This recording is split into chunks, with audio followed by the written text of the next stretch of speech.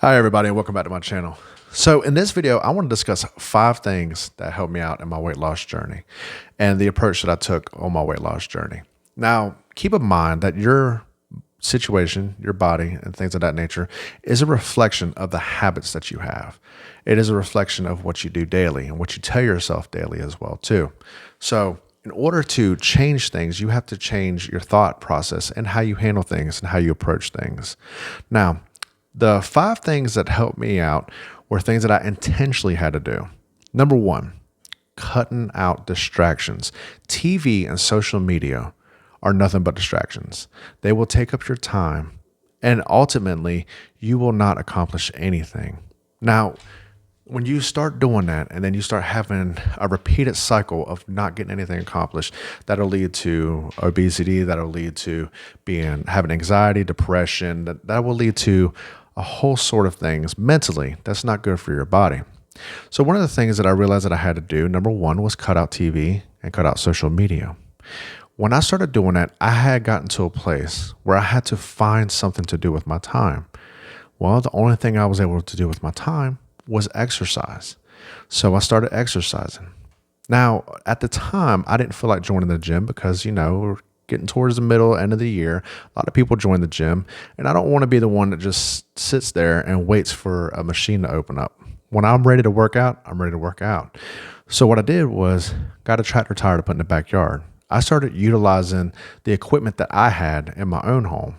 I started doing lunges. I started doing kettlebells, curls, things that would help me, push-ups that would help me at the house. And if you're on a budget, these are things that help as well too. You could probably find a tractor tire anywhere. I'm sure a farmer has an extra one laying around. So that's what I wound up doing for me. Now, whenever I started doing that and I started realizing that I was taking control of my body, I started feeling better. I started getting to a place where I wanted more for myself. And it took a little while to realize that I really wasn't putting myself up front. I was actually putting myself on the back burner. Now, that leads me to number two. Number two is sleeping in. If you oversleep, then you actually cause your body to be more tired than normal. And for the longest, I was sleeping 9 to 10 hours, which was too much for me. When I started disciplining myself and cutting myself back and getting myself up at 7 a.m. and realizing that I was putting me first, I was able to get a whole lot more accomplished. Not to mention, I felt a whole lot better as well. When you start putting yourself first, you will start realizing a lot of things that you can get accomplished. And when you start doing that, you start becoming happier because you feel more successful because you've taken the initiative to put yourself first. Number 3, no drinking soft drinks. Yeah, I said it. I'm not going to lie. I love Dr. Pepper. I love Sprite, Mountain Dew. I love soft drinks, but they are loaded with sugar. And a lot of times when you drink a soda, it may give you energy, but the sugar crash, oh man. So you're talking about brain fog. You're talking about headaches. You're talking about feeling tired, lethargic. These are the things that happen whenever you're over drinking soft drinks. So I started cutting those out. I wound up replacing that with water and drinking more water versus any of that. Like right now, I don't drink anything but water, not even sweet tea. I'm sorry for you Southerners that I get it. Trust me. I was raised up on sweet tea, so I completely understand it. Number 4, no eating past 7 p.m.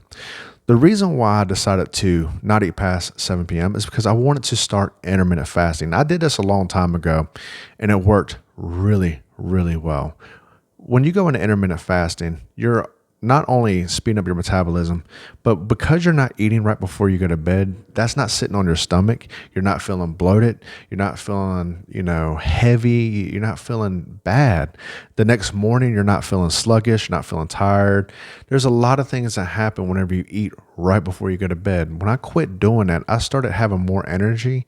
I started sleeping better. I wasn't having a whole lot of body aches and pains as well, too, which that was a surprise for me. I was actually having a lot of body aches and pains, and a lot of that was because of my poor choices and what I was eating. Now, number 5, no overeating. So overeating, I found for me, a lot of times you are thirsty, you're dehydrated, you're not actually hungry. And it took a while to kind of realize that, because if you're thirsty, your body triggers you into thinking that you're hungry. A lot of times we try to put food in our body and we try to feed that. Well, eventually what winds up happening is we wind up overeating. Now, in order to not overeat, the things that I mentioned earlier, by no TV, not eating past 7 p.m., not being bored, is going to help tremendously. A lot of times we eat because we're bored. We don't have anything else to do. So we start eating. Whenever I used to watch movies or flip through TikTok, I would want something to eat. I'd want ice cream. I'd want cereal. I would want grilled cheese or something to eat while I was sitting there watching social media or TV. I was eating snacks. I was eating a lot of things that never actually filled me up. So in the long run, what was happening was I was just steadily gaining weight, because not only am I overeating, but I'm not doing anything about it. So when I replaced the distractions and started kind of putting myself first, then I had to get into a situation of being a little bit more disciplined in when I ate and what I ate. And everything around me started changing based off of the decisions that I made. Because you got to remember, guys, everything is up here. In order for you to get your body to where it needs to be, everything is up here. Having said that, though, I never overdo anything, because too much of anything is also not good. So whenever I would exercise myself to a point of, being exhausted, but not overdoing it, not pushing myself to, nothing should hurt. Nothing should get you to a point of discomfort. I never really got to those points in my workout. And I never really pushed any kind of eating to an excess or an extreme. I still season my food because I want whatever I do to be enjoyable. If it's enjoyable, it'll last longer as well too. I hope that this video has helped. I hope that this video has found you. And if it has, please leave a comment in the comment section with